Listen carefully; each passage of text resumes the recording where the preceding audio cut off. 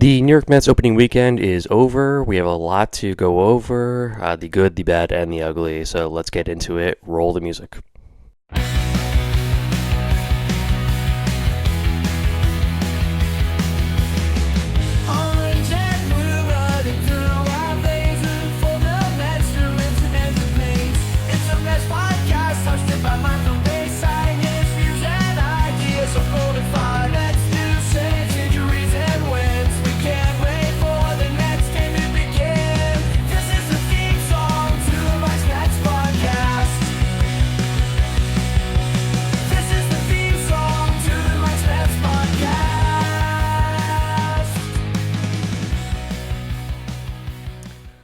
Welcome to Mike's Mets Podcast. I'm your host, Mike Bichota, and hope everyone had a wonderful opening weekend watching the Mets. I certainly did, even though the Mets did not sweep the series against the Pirates, which we all would have liked. Ultimately, it was still a very enjoyable series. That last game was a real bitch, but other than that, really nothing to say other than I'm glad to see the Mets are back. I'm glad to see that this team looks pretty comfortable. That's the things that we thought were going to be strengths of this team have certainly proven to be strengths, and then the things that are going to be weaknesses might be something that's going to be a little bit more difficult to overcome. But we'll get into that as we go over these games. So I'm going to discuss all three games of the series against the Pirates. On a personal note, I was just so happy to see the Mets are back. Watching that opening day game with the 5-run first inning was just it was just really magical. It was so fun, just seeing the excitement and the energy at Citi Fields again. And after what was such a dispiriting loss at the end of last season, just to see Met fans in good moods and watching good play again was just a lot of fun. The beginning of a season really can't be beat when your team's doing well, and the Mets are certainly doing well. There's obviously things that need to be improved upon, and I'll touch on those as well. But just again, so wonderful to see the Mets are back and playing like a team that wants to win and has the ability to win if they are able to fix certain things. So I'm going to be discussing just certain things that happened during the first three games. So starting with opening day again. So I mentioned the first game of this series was just terrific. We'll start with the Freddie Peralta situation, which was him giving up the 2-run home run in the first inning. Was tough to watch, particularly because it was just such a wall skimmer home run that just barely left, and to the point I barely counted as a home run. It was a situation where it was just a good home run hitter getting a fastball and able to just push it over the wall, but. If you were a Met fan, you were certainly like, oh man, this sucks. We just got this guy. He immediately gives up a 2-run home run. They had no outs. And he had given up a single to O'Neal Cruz in the first at bat of the year. So I wouldn't be surprised if Met fans, the more jaded of the bunch, were thinking, oh man, season's already over, Peralta sucks, whatever. Peralta would come back, he would strike out 3 straight to end that inning. So ending the inning on a good note was important. And Freddie Peralta, this was an up and down kind of performance. He certainly looked a little rusty at times. I would say that he didn't pitch a lot in spring training. I think he threw 10 total innings over 3 starts. And so when he got into the 4th and 5th inning of that start against the Pirates on Thursday, he looked more than a little gassed, and he had thrown a good amount of pitches at that point. We're not sure what his workload is going to look like this year. The assumption is going to be that it's going to be similar to Milwaukee, but I think they do want to maximize him out there as much as possible, but they don't want to risk the chance of him being burned out. So I certainly think he can go 5 innings, and I think his starts after this will go a little bit smoother. But this Pirates team was just a real pain the entire series. It was never like a situation where they could comfortably get ahead and just stay away from them. The Pirates were just pesky all game long, and just a real tough to play against, and it's just the way it goes. But Peralta finished with a ultimately pretty solid start, 7 Ks, allowed another home run to Brandon Lau, so it gave Lau 2 home runs in that opener, and would also give up an RBI in the fifth inning of that start. So 4 earned runs isn't going to look great on the box score. What was great was him not walking anybody, which I appreciated. Walks are kind of a problem with Peralta, and with Peralta, the way he works is just it's a lot of setup. He works so heavily on that breaking pitch and the off-speed pitches, and all setting up the fastball, which he just mixes really well with his off-speed stuff and breaking stuff. So it requires him to throw a lot of pitches. There's never going to be like these 3 pitch at bats with Peralta. It's just a lot of okay, and now he's throwing his 8th pitch of the at bat to so and so, just because he doesn't have overwhelming velocity. So he has to be smarter in terms of the way he pitches, and that does require a lot of at bats where he's throwing what can feel like junk balls after a while. Like that last inning that he pitched in that on Thursday was him just throwing as many breaking pitches as he could and just seeing what he could get to kind of full hitters, because it looked like he didn't feel like he had the fastball left in him. And it was interesting to see where you can kind of see the cracks in Peralta in terms of when things can go wrong with him. And it's just him just throwing too many breaking pitches. That's how he puts guys on, and thankfully the Pirates were never really able to capitalize that much against him, because he was working himself out of jams over that start. But did give up 4 earned runs still, so it wasn't the best from Peralta. He certainly needs to be a little bit sharper, but I wouldn't characterize it as a bad start. He was perfectly solid over that start, and got a lot of help from the offense, from the Mets offense. It was really important. On the other side of things, the Mets offense on Thursday was absolutely fantastic. They had some great at bats. They really made Paul Skeens work. Knocking Skeens out in the first inning was just an all-time moment for the Mets. To do that against the reigning NL Cy Young winner and the best pitcher by far in the National League, arguably the best pitcher in Major League Baseball, unless you give Tarek Skubal the nod. Paul Skeens is an absolute horse, and chalk it up to the World Baseball Classic, him being maybe a little bit more gassed than normal from pitching in that right before the start of the season. Take from it what you will, but or maybe he just didn't have his stuff that day. It's hard to say.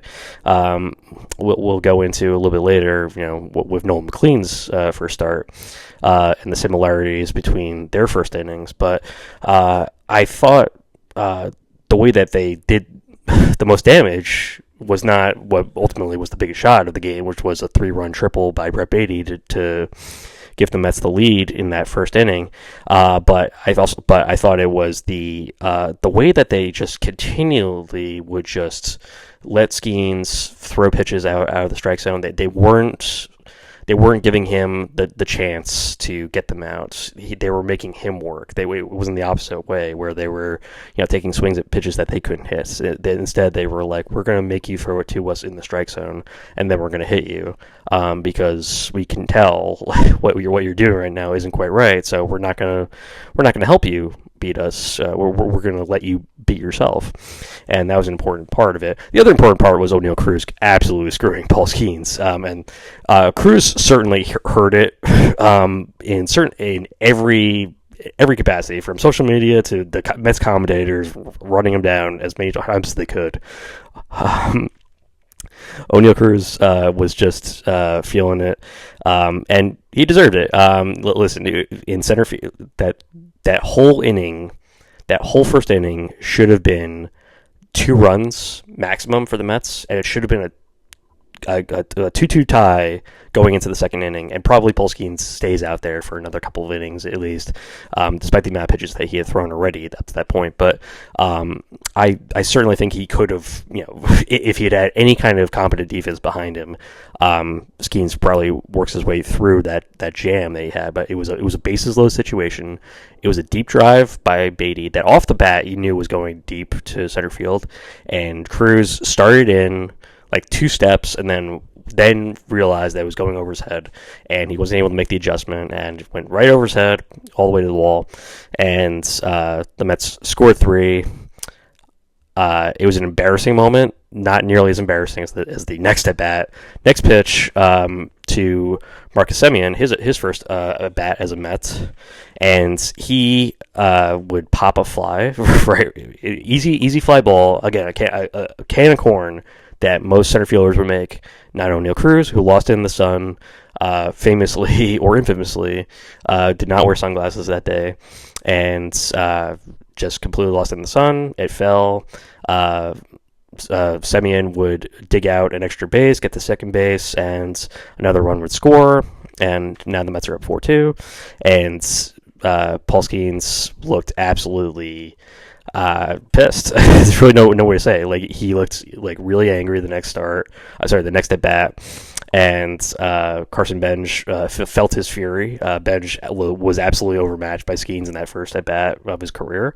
Skeens just threw 3 fastballs right over the plate. Bench couldn't hit any of them, and it was from that point on, it got even crazier.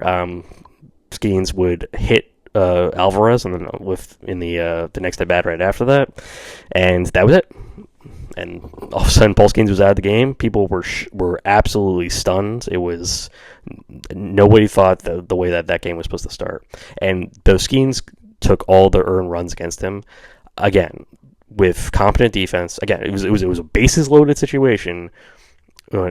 A deep drive, but not too deep, and an experienced center fielder like Luis Robert Jr.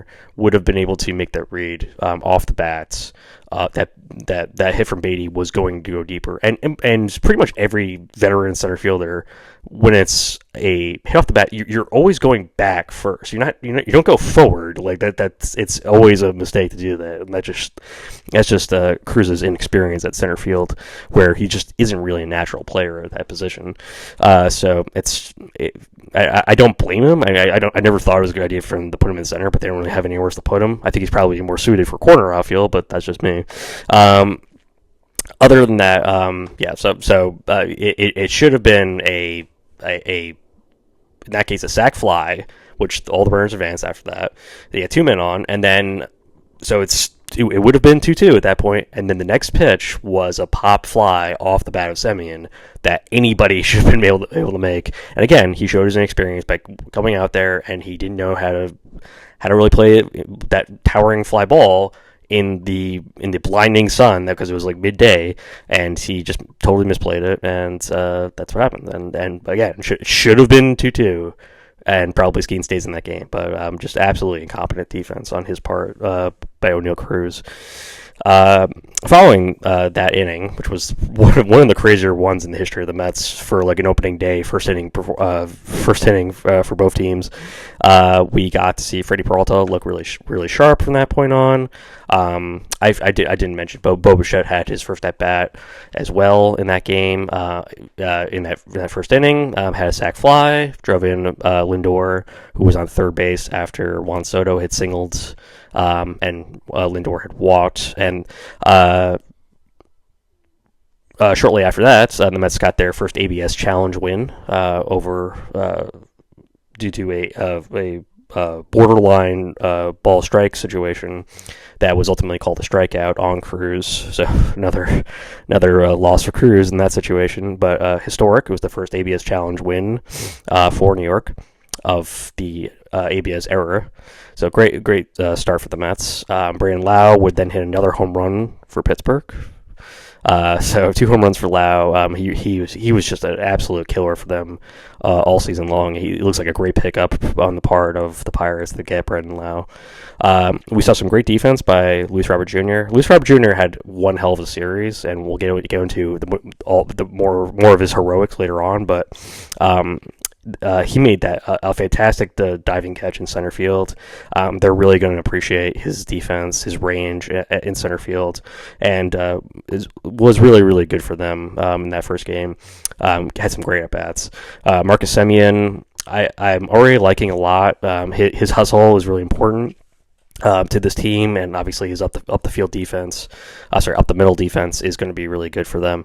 And just a smart veteran. I really like that trade for them, even though they were trading away fan favorite in Brandon Nimmo, but they got a good player in return, even though the offense has not really caught up to what he's doing for them defensively. But I appreciate good hustle from veterans all the time, so I like to see that. Jorge Polanco, there's going to be a lot said about his performance in this series, and just to cut ahead, he is batting only 100 to finish up the series. He went 0 for 5 in Game 3. So his offense needs to kind of catch up as well. I would like to see him start swinging the bat for a little bit more power, but that will come as the season progresses. We're obviously very early still, but most of the attention was paid to his defense, where he needs to work on a lot of things. Part of it is his ability to maneuver out there and knock balls down.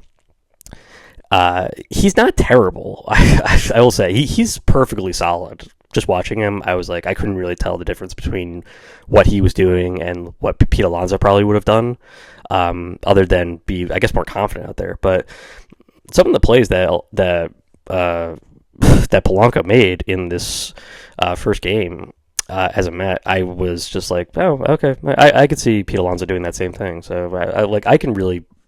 I can see him making the adjustment as time goes by. I really don't see a problem with what he was doing, and I thought he shows good range out there. His athleticism is obviously much better than Alonso's, even though he's older. So I liked what I see. It's just obviously he's going to need time to work on being out there, and he only gets comfortable out there with the amount of reps that he's getting. So as time moves on, I think he will get more comfortable with that position, and we'll get to enjoy what he's doing out there. But early on, there's a lot of like, oh no, it's a sharp ground ball. Oh no, another sharp ground ball. And that was the first 2 games of this series were a lot of that, just kind of holding your breath a little bit every time something was thrown or hits in the direction of Polanco, and also in the direction of Bo Bichette. And Bo Bichette probably much more so than Polanco needs to work on his defense at third base, because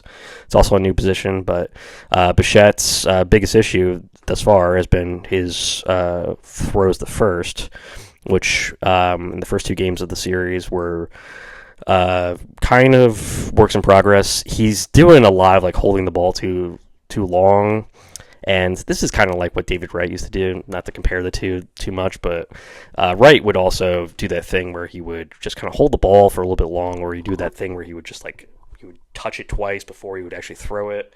And if you were a Met fan, you should be like kind of screaming, just get rid of the ball, just throw it. Don't think about it too long, or else you're gonna do what you do, which is he kept throwing it up or down the first baseline away from Polanco, and Polanco multiple times over the course of the first 2 games had to kind of stretch out and grab it and try to tag the runner, and 2 out of 3 times was able to do it. The third time, ball went wide, and it wasn't really great to see. There's other things like he just hasn't gotten enough experience out there. I would grade his defense as like a C at the moment. He's not really terrible, and I think he has good reflexes, and he makes adjustments out there. It's just a matter of, again, experience. He needs the reps out there in order to get more comfortable. It seems like a better fit for him to play third base than shortstop. So there isn't really a problem with this. And obviously, he's not going to play shortstop ever for this team unless they have no other options.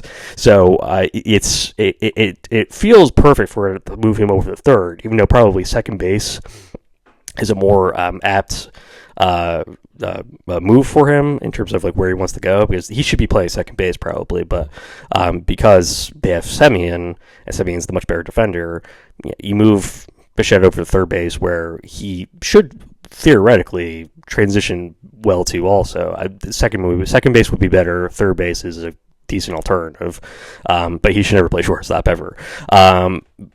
But his hands aren't terrible from what I've seen. He has good reflexes. The hot shots that he got at third, even the ones that got past him, I was like, probably nobody was going to get that anyway. Like, you'd have to be a extremely talented third baseman to make some of the plays that got past him. So everything that he did out there, I was perfectly fine with. He's not going to be amazing, of course, but if he can be solid at third base, then I'll be okay with that. I certainly don't need him to be a Gold Glover out there, but although it would be nice to have one. But I'm okay with what he's doing out there.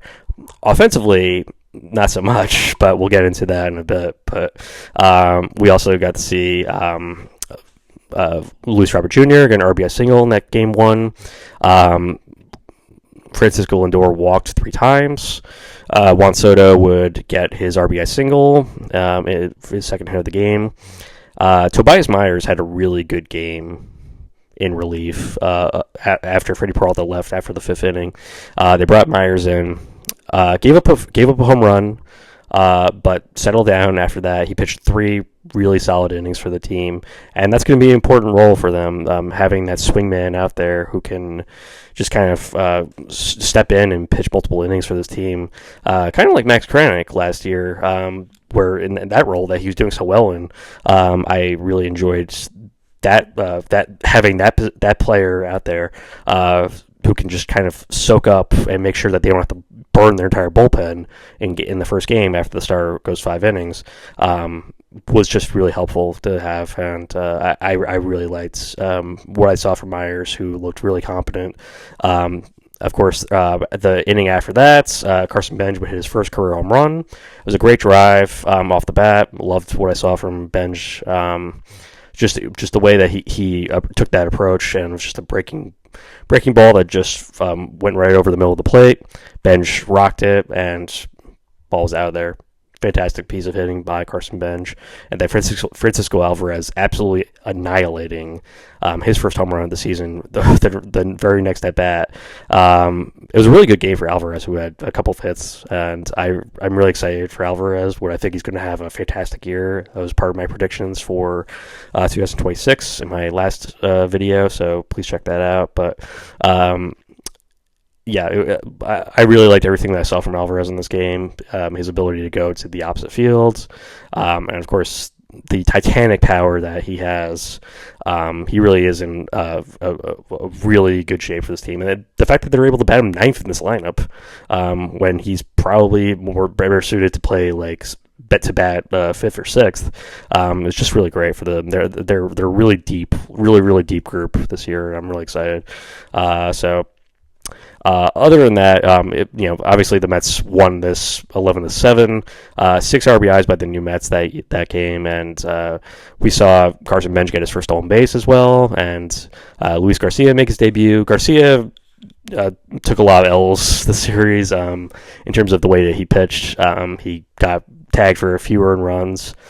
His performance in the first game was not good, and I hate his beard. I do. I really hate the facial hair. It's a really distracting beard. But nothing that you can really do about that. I guess that's not true. You could shave it, but ultimately this was a really fun win for the Mets, and that's really kind of when the fun stopped. Because after this, it was just a grind, both the second and third games of the series. So let's go into that quickly.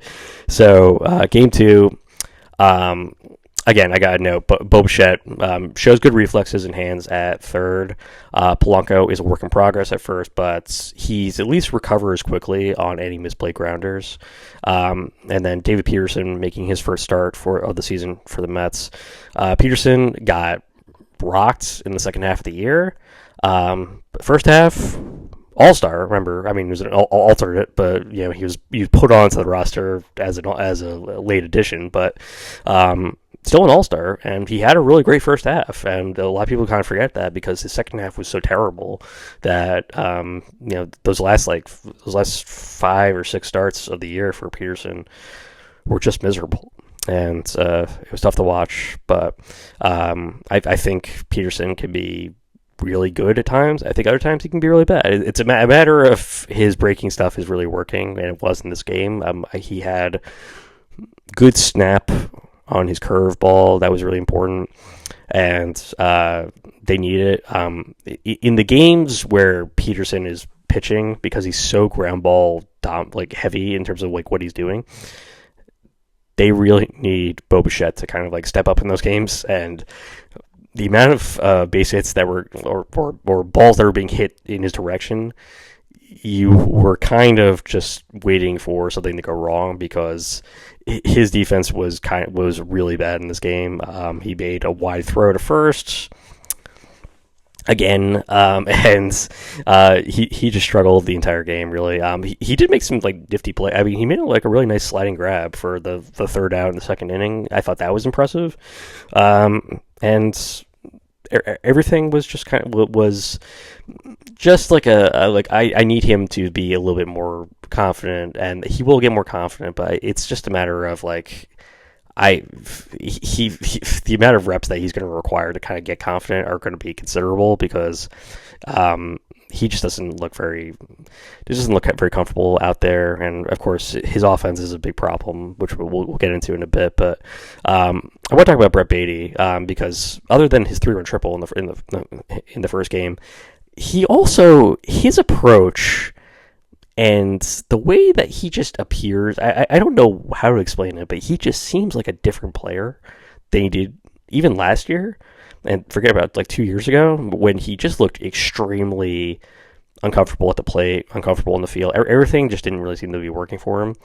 He looks like he's matured by 5 years or something. He looks like a absolute veteran, and it's easy to forget. But Brett Baty's still very young, but he seems to have found a different level to his game.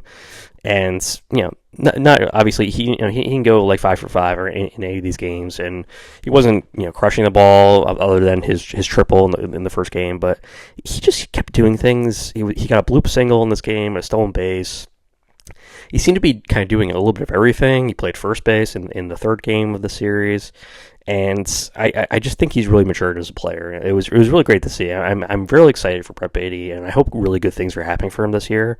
And I hope he gets 500 at bats, because I think he deserves it. As a player who has shown this much progress, it's really great to see. I really like it. Peterson was rolling over the course of this game. He got into trouble, but seemed to just keep working his way out of jams over and over again. Mitch Keller was a real problem for the Mets, starting in that second game for the Pirates. He would just continually just batter them with fastballs high, and then going away with the slider. He just kept working away and then coming back up and in. It was just a really good start on the part of Keller, in complete contrast to the Skeen start. And it was a really good pitcher's duel between him and Peterson, and they just kept, Peterson would get outs, Keller would get outs, and nothing was really happening for the first really 8 innings of this game. Bichette would finally get his first hit as a Met, an oppo single. It was his lone hit of the series, and that is the issue here. He was 1 for 14. That's just a really depressing start for Bo Bichette, and I really wasn't loving the at-bats from the Mets as much in this game. They were much more aggressive, and it didn't really seem to work for them. I would prefer them to be a little bit more passive in some of these cases. Just kind of let Keller try and get them out with their fastball as opposed to the slider, and they just kept swinging at pitches that they really had no business swinging at. So it was an interesting game that you could blame a lot of it on cold weather. Also, maybe that was affecting the hitters. Maybe nobody wanted to be out there. Maybe they wanted to get back into the dugout because it was too cold. So maybe that was part of the problem. I don't know. And Peterson just kept getting into jams, and he would just work his way out of them. And it would either be like a strikeout or fly ball or ground out, whatever it was. He just seemed to work his way out of it. It was a really good start from Peterson. I was really happy to see him have that sort of determination to get out of it. It was really important to see. And it was a really tough game for the Mets corner infielders. Polanco would get eaten up by a sharp single, which, a difficult play for a veteran, but the Alonso fans will complain that Alonso probably would have made that play. Whatever. The Mets bullpen was really great in this whole series, with the exception of a couple of people. Luis Garcia and Richard Lovelady were very much the least valuable pitchers of this game and the whole series, because those two guys just, every situation they seem to be coming in and they would just be giving up runs. But the Mets would continually just keep working their way into these problems with letting men get on base. The Mets hitters were not good in this case. They had a golden opportunity to just slip through their fingers in the bottom of the seventh. They failed to score with 2 men on and no one out. Going back to the Met bullpen, they had Huascar Brazoban make his first appearance in Game 2. He would also pitch in Game 3. Looked really good both appearances. Brazoban is an interesting pitcher. He's kind of a cipher, and just the way that things can kind of work for Brazoban, and when it's not working for Brazoban, you can't have him out there ever. So it's just a matter of, we'll see how it goes with him throughout the season, because he was fantastic the first 2 months of the year last year, and then it all kind of fell apart for him in June. So we will see how long it takes for him to sort of implode again. Hopefully not, but it's very possible. Brooks Raley also made his first appearance of the season. He had a scoreless inning, 2 strikeouts, and Bo Bichette, it was just like he had no clue what he was doing, and now's a good time as any to talk about Bo Bichette, which was him hearing it from the Met fans. And I really liked what Bo Bichette said after the third game of the series, which was him talking about how he had, that he was surprised that they weren't booing him earlier. And it was a good joke, and it was a good deflective, like, I hear you, I'm going to be better, don't worry about it, but I understand your frustrations, and it's okay. And I thought it was a great quote from Bichette. It showed his ability to deal with the media and deal with unhappy fans. It's important. If he was defiant, or if he was flippant, or if he was getting pissed off, I would have less respect for him. But I have much more respect for him now. Just the way that he dealt with that whole situation, and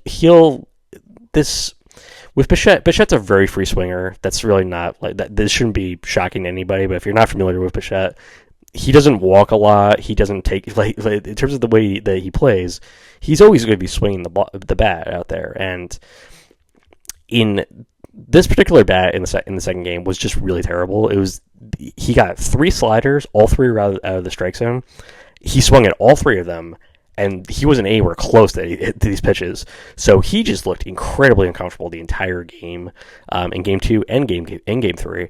And truly, honestly, even in Game 1, where it just seemed to be, he had no idea really what he was trying to do. He was just swinging the bat up there, and I don't know if he just didn't know how to come up with a good approach to what was going on, but he looked lost. He looked like he had never swung a bat before, because some of these swings were nowhere close to the baseball. He was late on more than a few of them. Other times he was swinging the bat at a pitch that would be going into the dirt or up high where nobody could have possibly gotten it. So it was difficult to watch, and certainly the booing in the third game of the season, it's a little ridiculous. But in a close game, when you're dealing with this and you kind of need your 3-hitter to come through, I understand it totally. So I get it. I think it's stupid, but I get people booing. But it was a horribly ugly series. But I really like what he said, and I liked what he said also was that he was probably pressing, and that he was trying to do a good job, like in this very important opening series in front of your new fans, and he I'm sure he felt like he let people down, but he's too professional a hitter to kind of let it get him down too much, and he will bounce back. And I'm excited for him to when he finally gets it going. It'll be really cool to watch him and Soto and Lindor at the top of the lineup, because all three of those guys can hit, and when he finally is starting to hit like Bo Bichette, like the Bo Bichette that we've seen in the past, the Bo Bichette who was a star in the playoffs, and the Bo Bichette who is a guy who can bat 300 and get 200 base hits a season. When we see that Bichette finally, I'm going to be absolutely thrilled, because what we have seen thus far is not the real Bo Bichette. So the sooner we see the real Bo Bichette, the happier everyone will be. Devin Williams made his debut as well in that first game. Sorry, in the second game. It was a little bit of a blood pressure rising situation. I didn't like it. He struck out 2, but also gave up a hit and a walk. And getting that second strikeout against Brian Reynolds was just like, it was agony-inducing to watch that at bat. And me and my dad were talking about that today, watching the third game, was just like, oh yeah, this is exactly the same level of like BP rising that we got with Edwin Diaz. So this should be fine. Like if it was like this with Diaz, then I don't have any concerns about with Devin Williams. And important for him to get while it wasn't a clean inning, to get a successful scoreless inning in his first appearance as a Met. So good for him. Finally, we get to the amazing sequence in the extra innings where the Mets would have Marcus Semien get hit by a pitch, and then Mark Vientos, making his first appearance as a pinch hitter, getting a single, would load the bases with no way out for the top of the lineup, who were making, I think, $130 million combined this season between Lindor, Soto, and Bichette. All three of these guys would, in a bases loaded, nobody out situation, all you have to do is score a run here, and you win the game. And you win the game here. All three guys came up. Not one of them could come through in the situation, and we would go into another inning of extra innings. It was one of the more like baffling, I don't know how that happened situations. It was the complete opposite of the previous game. It was a complete 180 from the day before. It was just like, oh my god, like they can't make anything happen after they were doing so well with getting walks and coming up with timely base hits, and it was they had no idea what they were doing for most of that game. They would go down again, courtesy of Richard Lovelady, who came in to pitch. He nearly got it through the inning, but gives up a swinging bunt to Brian Reynolds. Put Pittsburgh up 2-1. We go to the bottom of the inning, and we all know what happens. Luis Robert Jr. hits a walk-off 3-run home run. Luis Robert Jr. leading the team in batting average, tied for home runs, and leading in RBIs through the first 3 games of the season. I did not expect. That was insane. Who would have guessed that would have happened?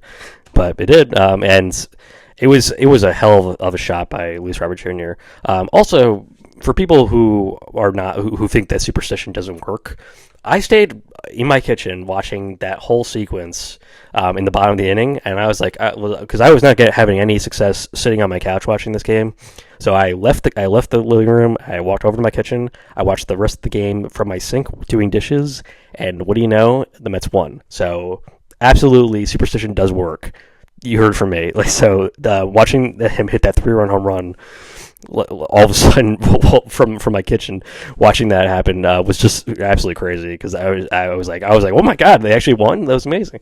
And that home run was crazy. It didn't look like he got all of it. He kind of just like flicked his bat at it and was able to get enough of a drive that he hit, and he's so strong and powerful, and there's so many things that I like about Luis Robert Jr. if already. And he's been one of my favorite players to watch this year so far, just in terms of everything that he does. His approach at the plate has been wildly different. We have not seen this Luis Robert Jr. I think ever. I was thinking back to like his time with the White Sox, and even when he was like considered a really good player, but very raw and but very talented. He was never considered a guy who was going to like check his swing or was going to be like, oh yeah, maybe I should try for the walk here. He was just going to swing at anything that came close to him, and his strikeout rate was generally bad. He was never a guy to be you'd expect to be taking pitches out there. His approach through these first 3 games has just been spectacular. He's looked. He seems to know how to hit for power, to spray the ball to all fields. I was like, who is this guy? Where did he come from? I've never seen Luis Robert Jr. play like this, and I think ever. Like even in any of the highlights I've seen of him in Chicago, which obviously I didn't watch like full games of him in Chicago, but his performance was never looked like this. Like he never looked like a guy who was going to be this advanced at the plate. And I've just been pleasantly surprised, pleasantly shocked, I guess would be the apt description for my mood about him. And his everything he does, it's just like you're like, wow, this guy, like he's so talented. And it's like, yeah, he was a 5-tool player. Like everybody was like, yeah, he could probably hit like 30 home runs and steal 30 stolen bases and win a Gold Glove for you. And he was signed to this like super cheap contract, and everybody thought for sure it was going to be like this when he hit free agency that he would be getting this like $400 million contract whenever it happened for him. As it stands now, I mean, he's going to hit free agency after the season, but if he plays like this for the entire year, where he shows this kind of play discipline, I'm not saying every at bat, but if he can play like this for the majority of the time, then I would be ecstatic, because right now he is their biggest offensive weapon, just in terms of not just the way that he's hitting, but it's just the way that he seems to be like very focused on getting on base, and also we haven't seen him steal a base yet, but he does have the ability. But I think they would like to curtail him a little bit in terms of his base stealing efforts, because they don't want to risk him getting hurt or tiring out his legs. And he just has so much benefit for them right now as an offensive and defensive player.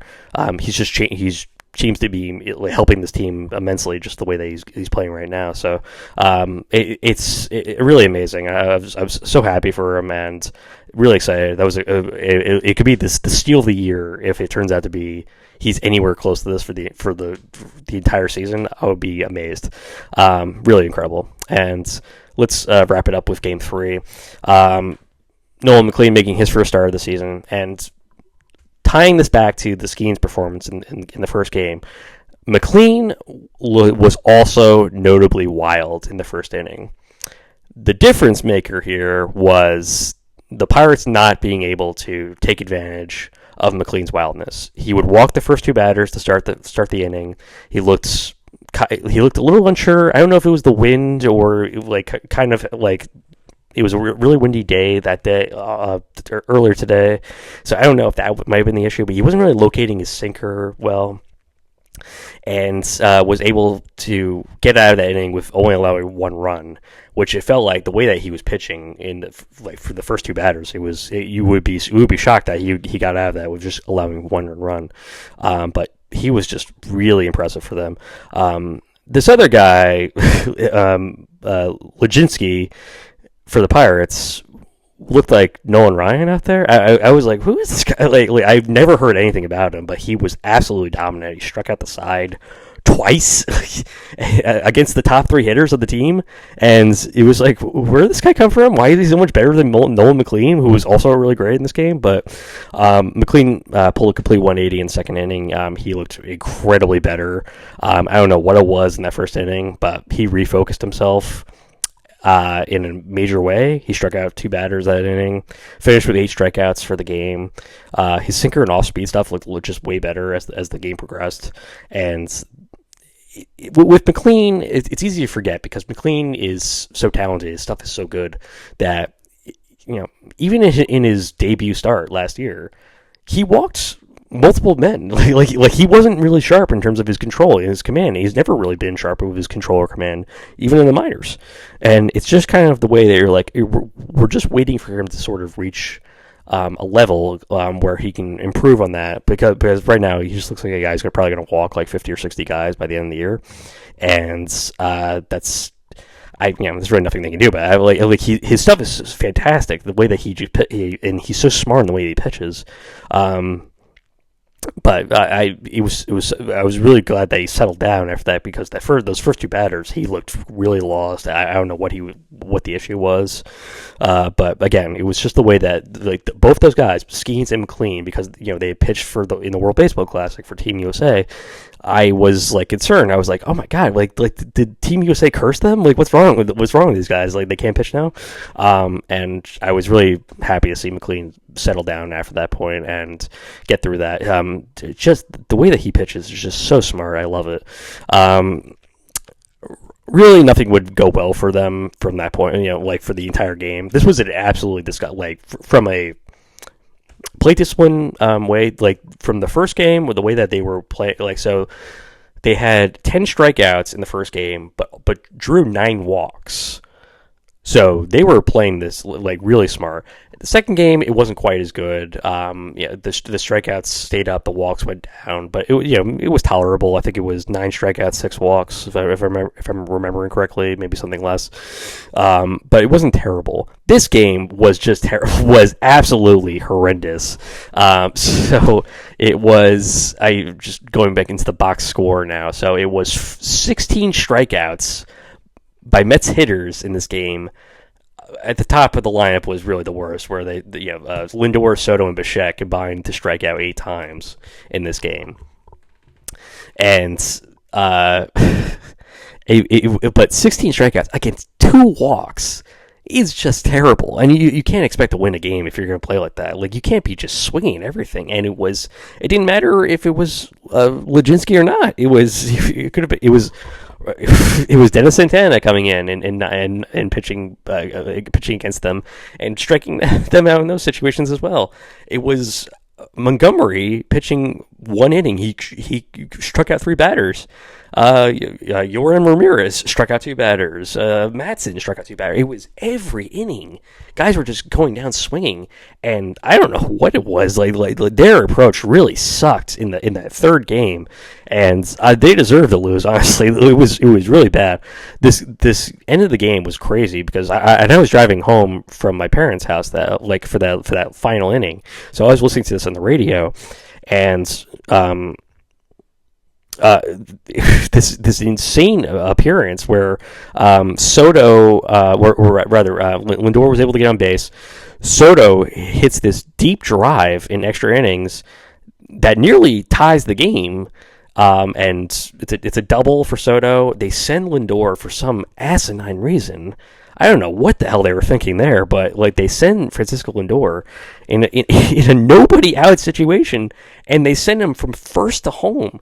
And I don't know if you've seen Lindor play. I mean, Lindor is athletic and certainly is still has speed and stuff like that.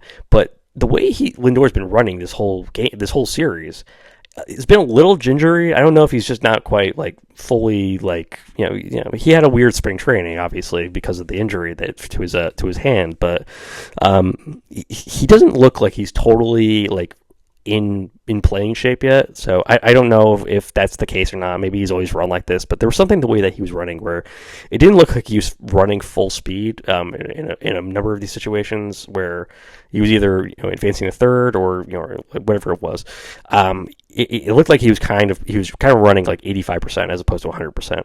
I think he was really busting this last go, but it still looked like he was a little bit slower than he normally does. So I don't know what you would say to that, but it was just an insane idea to send Lindor. It wasn't the winning run of the game. You were still down another run if he gets thrown out, which he did. Got thrown out at home. And then you have Bo Bichette up again. Bichette did nothing. He grounded out, moved Soto to the third, and then Jorge Polanco gave the ball a deep drive. I mean, I'll say that it was cool to see. for Polanco, and Polanco has struggled also, but ultimately it doesn't go it doesn't go their way. They lose that game, but if they had won that game, I would have been amazed because honestly, they played so terribly that for that entire game, and the Pirates. Again, the Pirates were really pesky this entire series. The entire series, they just seem to keep coming up with single after single after single. Now, had this team had the ability as well to get these runners in, they left they left the whole country on the bases. I forget the final count of it. It was like somewhere in like the 20s or 30s amount of men that they left on base this entire series. Really terrible job by them. And if they had been able to cash in some of these opportunities, then they probably would have won more than one of these games against the Mets. But particularly that second game. But it's frustrating to watch just because you know that they should be playing a little bit better in terms of that.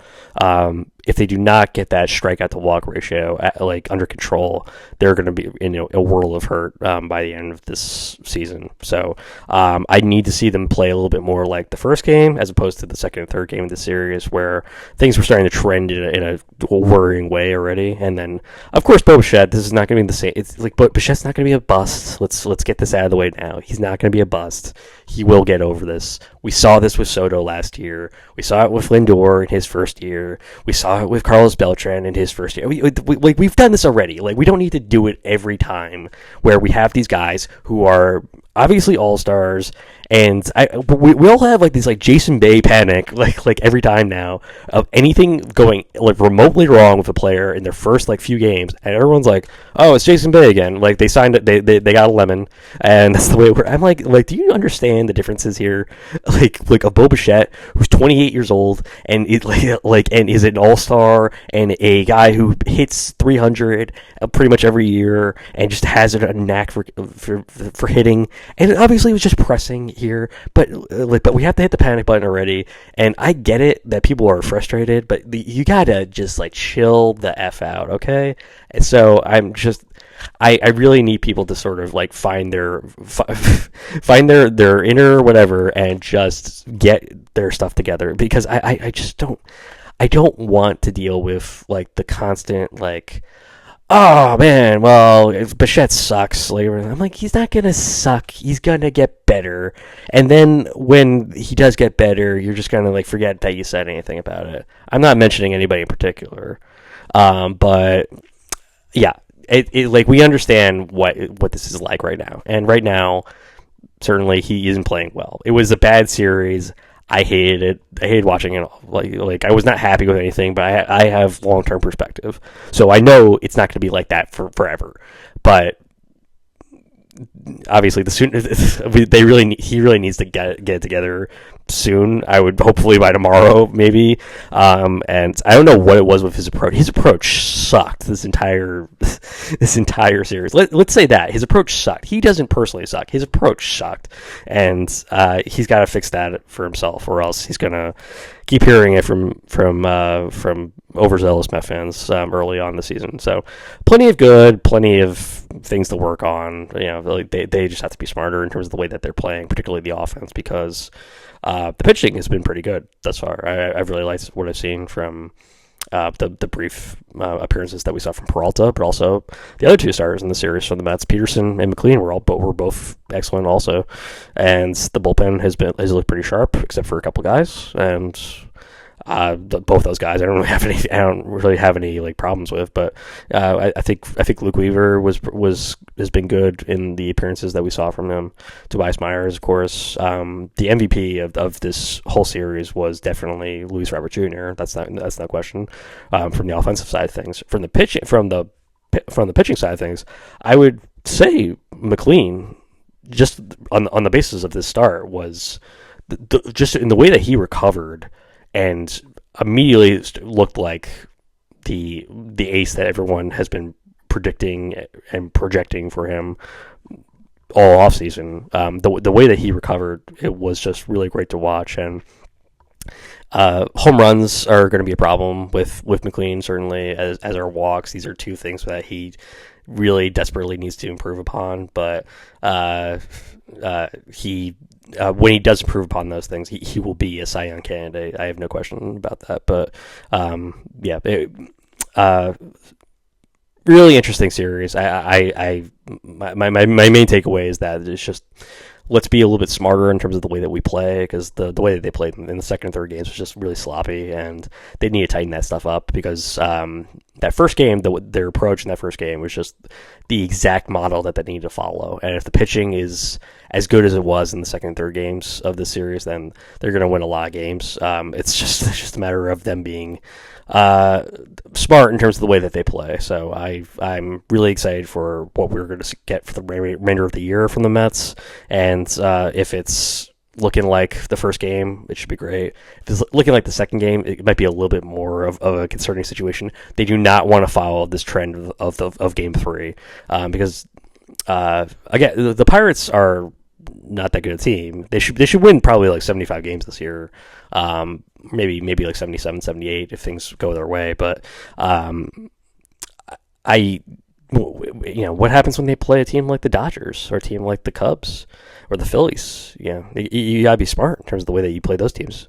And I don't really care about cold starts as much as I care about your approach, and I care about the way that what you're doing at the plate. I care about the results less at this point of the season.